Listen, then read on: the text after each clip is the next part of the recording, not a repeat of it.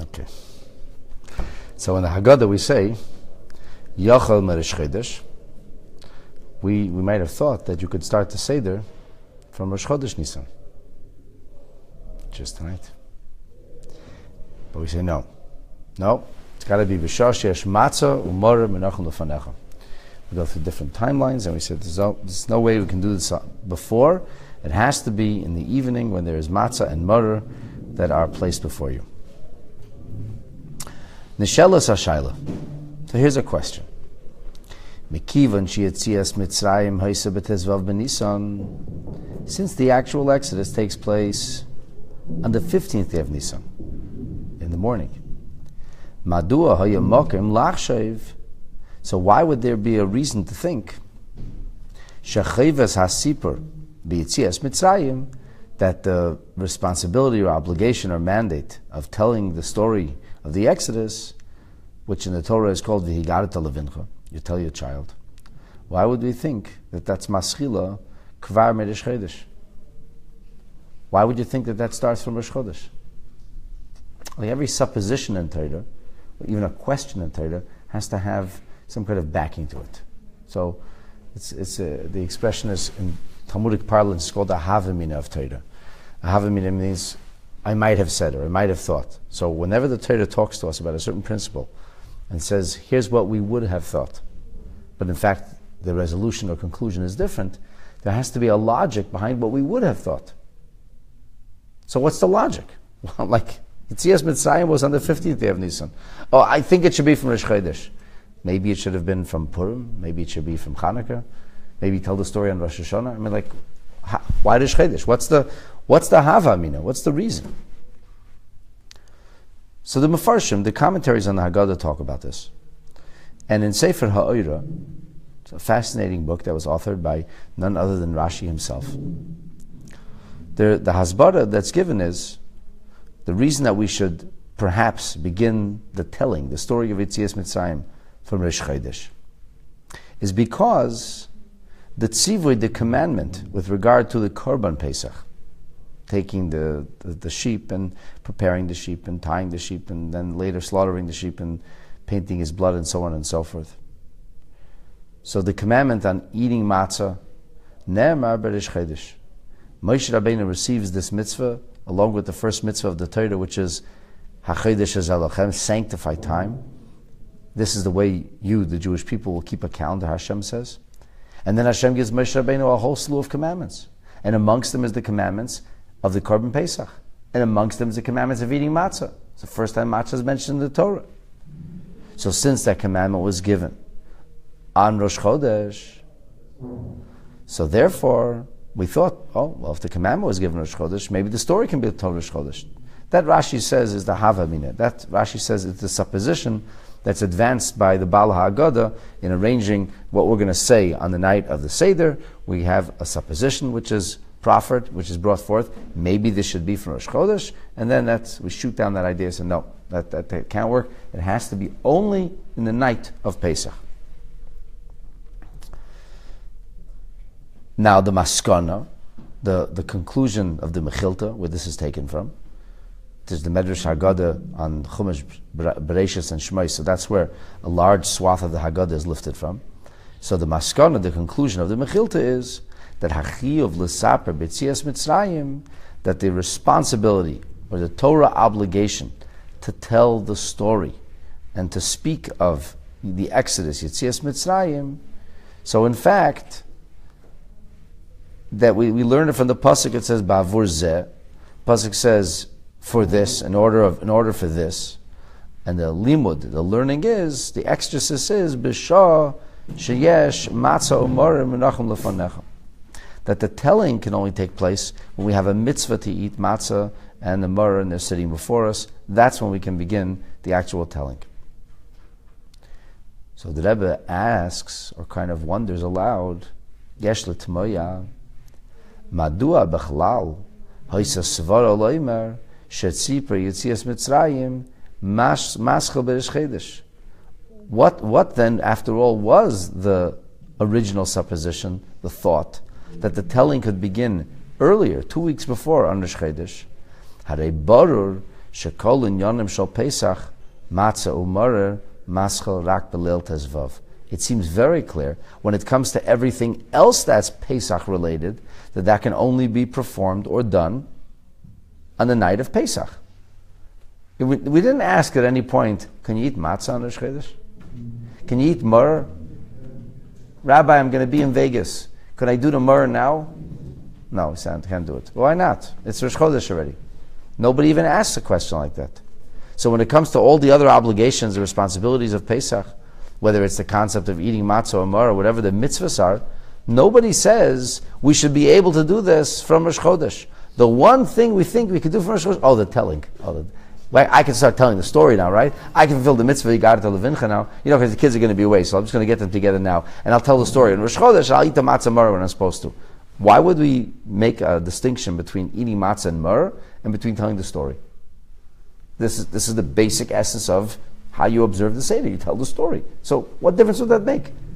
Somehow, with all the other mitzvahs, it's very painfully and very obvious. How do they say? Painfully obvious, clear as a bell, that this can only be done on the night of Pesach.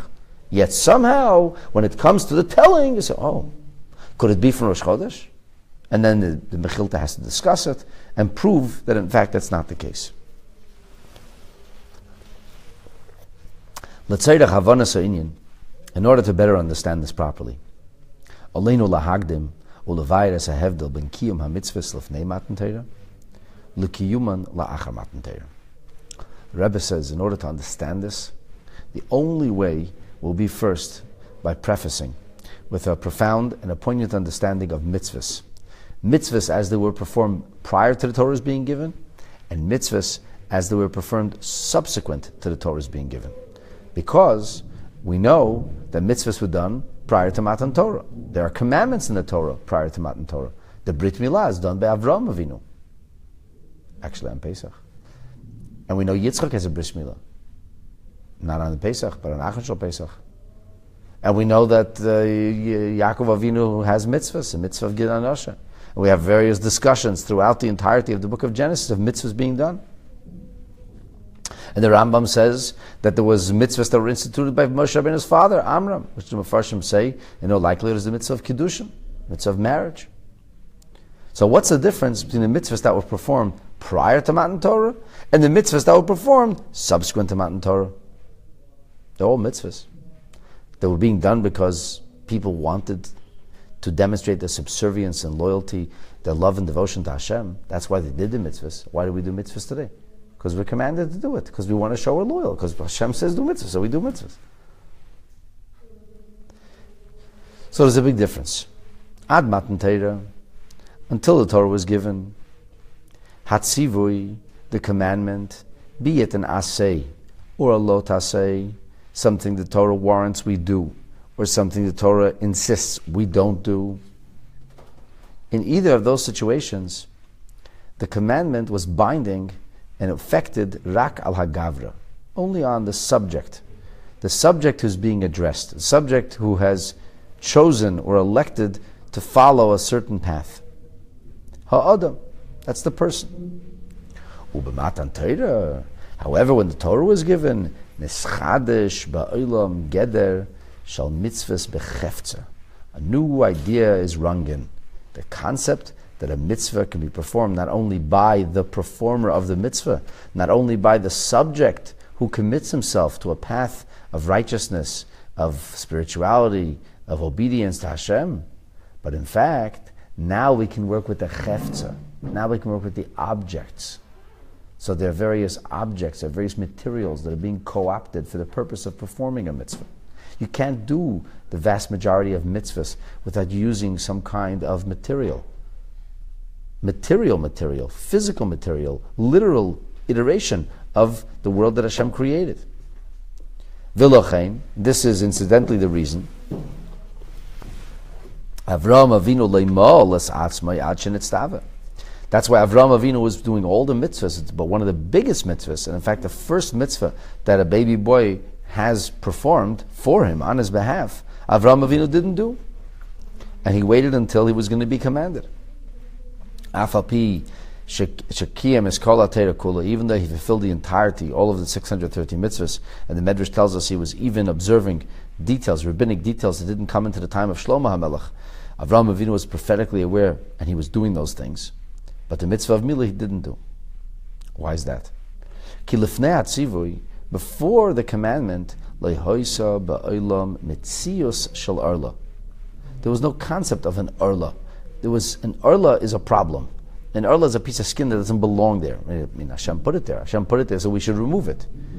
But it only becomes an arla when the Torah says it's an arla. It only becomes superfluous, extraneous, extra. It only becomes something which serves as a barrier between us and Hashem when Hashem says it is. Because up until that point, it was what you're going to do. What do you do? It's a code of action. It's all about your doing. If you are going to be subservient and loyal, if you're going to be observant, if you're going to follow what Hashem wants, everything's fine. If you're going to ignore what Hashem wants, if you're going to say, I'm not interested in any higher power, I don't want to deal with God, I'm going to do what I want, then it's the difference in Ovid Hashem or Lo Yavad, a person who either serves Hashem or doesn't serve Hashem. But when it comes to removal of something actual, there has to be this idea that is toxic, that is bad for a Jew. There was no room for that because God never decreed it to be so. It's a gesund. So when it comes to the question of not eating pork and not eating cheeseburgers, so Avraham Avinu will simply say, I'm not going to do those things. Is it a bad thing? It's bad. It's not a question of it's bad or not. I'm not going to do it. Now it's interesting. There are many, many authorities, halachic authorities, who discuss the distinction between rabbinic mitzvahs and biblical mitzvahs in the terminology of gavra and chefza, of that the rabbinic mitzvah is a commandment, is a law that's binding on the person, and the biblical mitzvah is a law or commandment that deals with reality. Incidentally, the Rebbe believed that Alter Rebbe's opinion was otherwise, but there is such an opinion, there is such a school of thought. So if you have meat and milk, then that would be biblically prohibited, and then the definition would be it is a bad thing, for a Jew at least. It is what we call shalosh klippos hatmeis. It's bad, it's removed, it's not part of the orbit of holiness. When it comes, however, to a chicken cheeseburger, which is not biblically prohibited, it's just something that the rabbis forbade, because if we ate chicken cheeseburgers, it would just be a matter of time before somebody would end up making the mistake and eat a real burger, a real cheeseburger. So there, it's not an object that's bad, it's a subject who shouldn't do it. Understand the difference? Because one is biblical and one is rabbinic. We in fact we reject the school of thought, and the Rebbe says, no doubt, the Rebbe held that something of rabbinic ordination also changes the world. And the biggest proof the Rebbe brings is from the fact that a person could make a neder, could make a vow, and then it becomes biblically binding. And he says if an ordinary person could make a vow, and that becomes biblically binding. When a sages made an injunction, it does become biblically binding. And he proves this from Tanya, and then later on from Alter Rebbe Shulchan Aruch as well. But that's not the point. I'm using this as a frame of reference. If we talk about the mitzvahs before Matan Torah as being gavra mitzvahs, person mitzvahs, subject mitzvahs, not object mitzvahs, there could be no arla. What kind of arla was there? Now, arla means there's something bad that has to be removed. There was nothing bad. Everything was fine. When we then move on, let's go back now to Pesach. At least the Pesach of Yetzias Mitzrayim. When we then move on Hevdel, this will tell us a difference between Inyanim Shal Pesach, between the difference of Pesach, which is matzah and moror, and the question, would we even consider eating that on Rosh Chodesh? Ubein Inyanim Beleil Tezvav B'Nisan, the idea of B'Shasha Menachem Lefanecha, when they're before you. B'Rosh Chodesh, from the day of Rosh Chodesh and onward, that's when the command came from God. Up till Rosh Chodesh Nisan, there was no direct commandment from God to the Jewish people. There were commandments to Jewish individuals. There were instructions given to the families of Avram, Yitzchak, and Yaakov, or to Avram himself, or Yaakov himself. However, there was no commandment ever given to the Jewish people. The first binding commandments that were given to the Jewish people were not given at Har Sinai, but rather they were given to us at Rosh Chodesh Nisan, in Mitzrayim. The Oz, and at that point, since that's when the first divine command comes, Hischadesh Geder Chefze Shel Mitzvah Elu B'Elu. That's when these mitzvahs became a something. It becomes a something, but it's declared to be a something when God says it's something, when Torah says it's something. So when there's a commandment that comes from Hashem, that makes it into a something. It makes it into an issue. That's what raises the issue. That's what creates the issue. The issue was created when HaKadosh Baruch Hu gave us the commandment. Now that at this point it has become an entity, meaning it's defined as a spiritual entity. Now the Torah has identified it as an entity. Torah talks about it. Torah didn't talk about it before, but now the Torah talked about it. So once that happens, yesh svara, there's a very strong theory, if you will, to say shekvar me'oz chalachiv l'saper behem. We should start talking about it.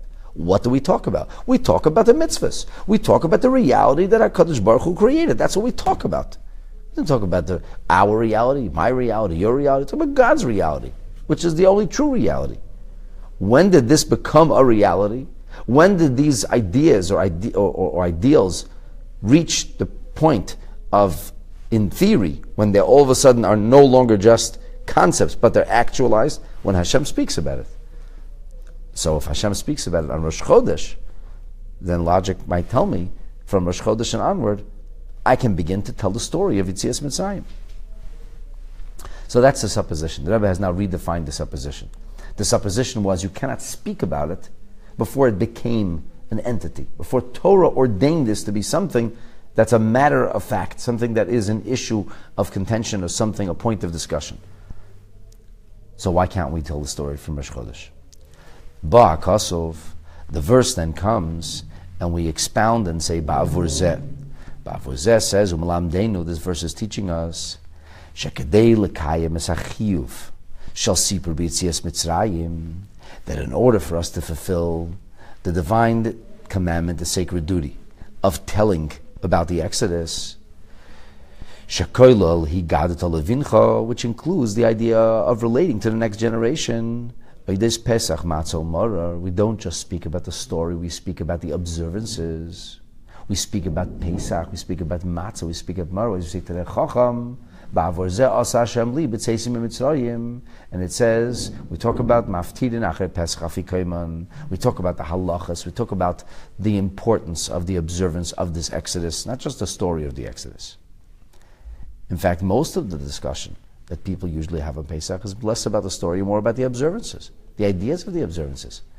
There's a chiddush, it says in Yesod Sherish V'Aveda says, like a chiddush, it says over there, that it's a mitzvah for a person to learn about the makos, to be able to tell stories of the makos. But usually people don't even talk about the makos. It's besides the Sherish V'Aveda, doesn't even say it anywhere else, people should do that. People talk about Pesach. Talk about matzah, the ideas of what Pesach represents. For many people don't really know details about the actual story itself. Which is not necessarily right. They should know stories. They should talk about them. But the point is, a part of Higadat Levincha is Pesach Batsamar. So the chiddush, the novelty here that's being introduced is Loi dai be'etzem ha'uvda shekvar chol ala chafetzim elu gedesh mitzvah. It's not enough the fact that this is already an object of a mitzvah because Torah says it's an object. Because from this point and onward, it's been identified by Hashem as an object. That's not enough. A geder, this is a definition, shemaschil miresh chedesh, that begins already from the beginning of the month. Ela rak kasher higia hazman. Only when the time comes. Sheba yichayla liyes chalais kedusha al dvarim elu bepoil. When these things are actualized, not in theory, but in concrete. Not in the abstract, as I say. Not that there is an idea of matzah, an idea of Pesach. When the Pesach of matzah is actually a mitzvah to eat the matzah. When the Pesach is actually a mitzvah to eat the korban Pesach. So you're right. The idea, the definition already was created from Rosh Chodesh. But that definition that was created from Rosh Chodesh does not take root, doesn't go live, if you will, until the evening of Pesach, until the night of Pesach. And so the supposition was, once it's identified by Torah theoretically as a reality, I can begin to talk about it. And the answer is no, not so. You cannot begin to talk about the theory of what will be holy, of what will be meaningful, of what will be important, but rather we have to talk about it kasher ha'adam oicheles ha'pesach, when the person is actually going to be eating the korban Pesach, the matzah and the maror. Rak oz then efshel asaper b'hem. Then you can talk about it. Then it becomes meaningful speech. Then the telling becomes profound and impactful. And the bottom line is that in Judaism, and this is a basic step of Passover, there are no theories. Even when the theory is a Torah theory, even it's a theory which is, in theory, it's real. Until it's real, it's not real. There's nothing theoretical about Judaism. The most abstract concepts have to be experienced and expressed in the concrete. And that's a basic step of Pesach. If you remain with these ideas in theory, you miss the point of the Seder, and you never really observe the holiday. Let's do it. L'chaim.